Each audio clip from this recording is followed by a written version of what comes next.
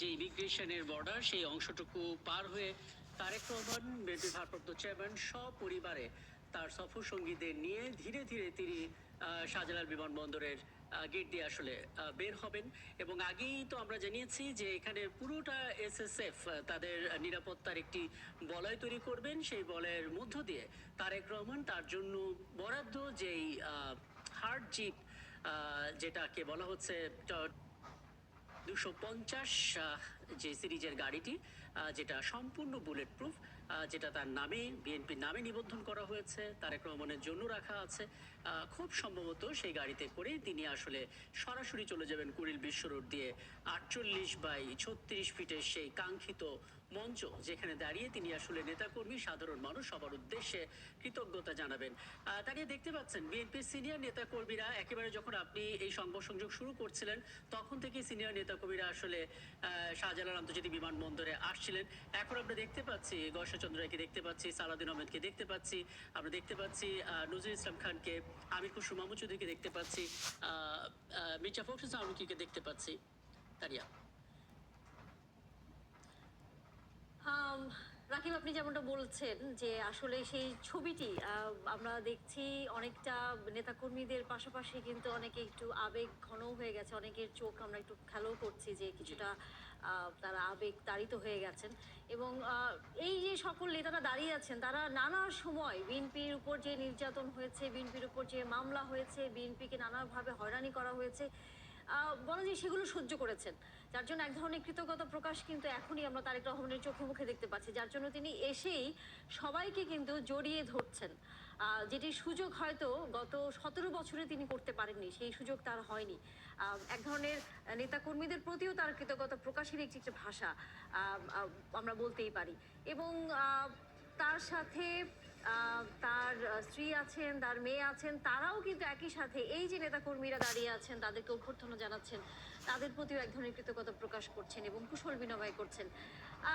বোঝাই যায় যে এখন যখন এই এয়ারপোর্টের এই জায়গাটা থেকে বের হয়ে তিনি হয়তো যে ইমিগ্রেশনের জায়গা যেটি সেটা হয়তো আনুষ্ঠানিকভাবে শেষ করবেন। আমরা জানি যে যেহেতু তিনি সাধারণ যাত্রী নন, তার জায়গাটি হয়তো খুব দ্রুততার সাথেই শেষ হবে, কারণ লাখো মানুষ তার জন্য অপেক্ষা করছে। দেখুন তারিয়া, মানে নেতাকর্মীদের চোখে অশ্রু, কিন্তু সে অশ্রুর মধ্যে আবার আনন্দও লুকানো আছে, উচ্ছ্বাস লুকানো আছে। এবং আমরা জাইমা রহমান নিয়ে কথা বলেছি যে শিশু অবস্থায় আসলে দেশ ছেড়েছিলেন এবং পরিণত একজন ব্যারিস্টার হয়ে তিনি আসছেন।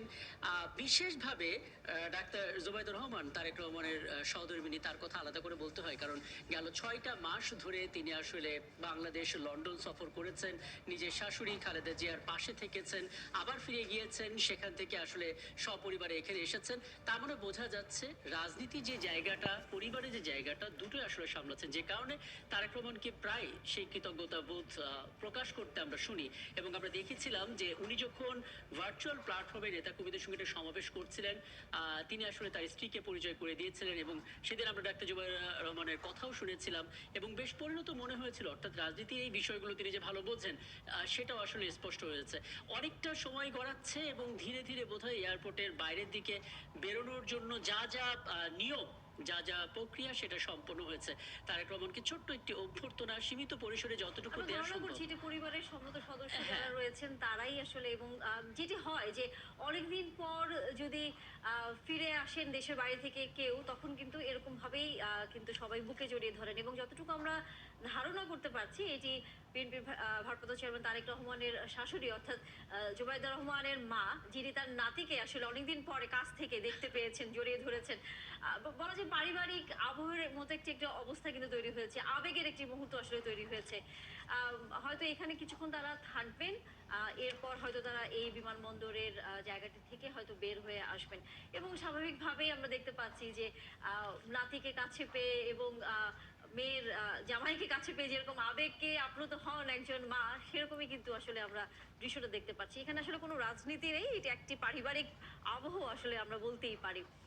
আম, এই আবেগ একই রকম ভাবে কিন্তু আমরা দেখেছি নেতাকর্মীরা অপেক্ষা করছেন তারেক রহমানকে এক নজর দেখবার জন্য, তার কথা শুনবার জন্য লাখো মানুষ। হয়তো সেই জায়গাটিও আমরা কিছুক্ষণের মধ্যে হয়তো দেখতে পাবো। আহ, এবং কিছুক্ষণের মধ্যে হয়তো আনুষ্ঠানিকতা শেষ হবে বিমানবন্দরের, তারপর ভিআইপি লাউঞ্জ দিয়ে তারেক রহমান এবং তার পরিবারের সদস্যরা হয়তো বের হয়ে যাবেন। এখন পর্যন্ত যতটুকু খবর আছে, যেমনটা আসলে বলছিলামই, এরই মধ্যে তারেক রহমান হয়তো যাবার প্রস্তুতিও নিচ্ছেন। সালাউদ্দিন আহমেদ তিনি এসছেন হয়তো কথা বলবার জন্য।